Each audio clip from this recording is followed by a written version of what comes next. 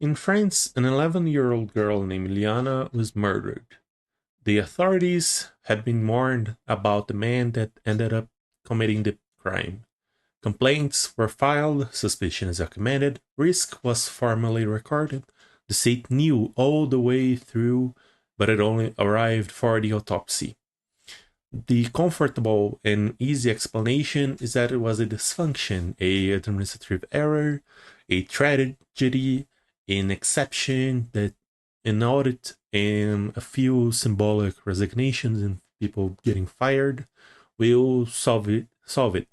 Or it's enough to put a band-aid on the wound and move on. But I believe it's the opposite, that the chances of that girl being saved were thrown away by a bureaucracy working exactly as it was supposed to do. Files moved between offices and responsibility divided across countless jurisdictions until it dissolves in thin air, only so that once everyone is a little responsible, no one is responsible at all. The dissolvement of the decisions inside endless procedures doesn't eliminate the power, it only makes it unanswerable.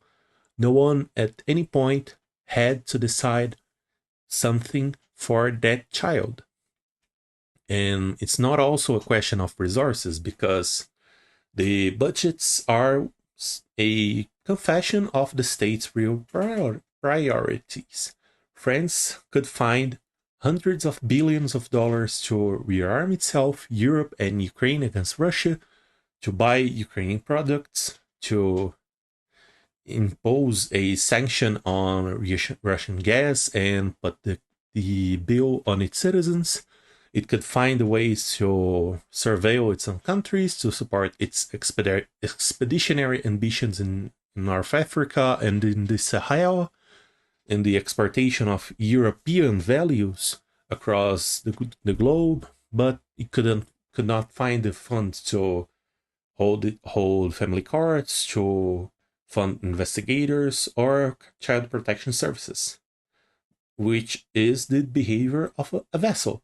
A sovereign state must not measure its strength in the capacity to fight wars overseas while its citizens are dying and lost in the bureaucracy.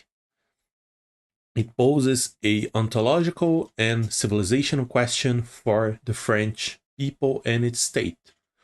Why does the French state exist? Whom does it exist to serve? And for what purposes does it exist? And for what purposes does it serve the people it do? And why does it that way? The problem, once the tragedy happened, also unfolds in the situation of an spectacle. The girl died, but nothing is done. It only generates a few article headlines, a few loud speeches. Some cars can be burned on the streets, but the bottom line is nothing will change.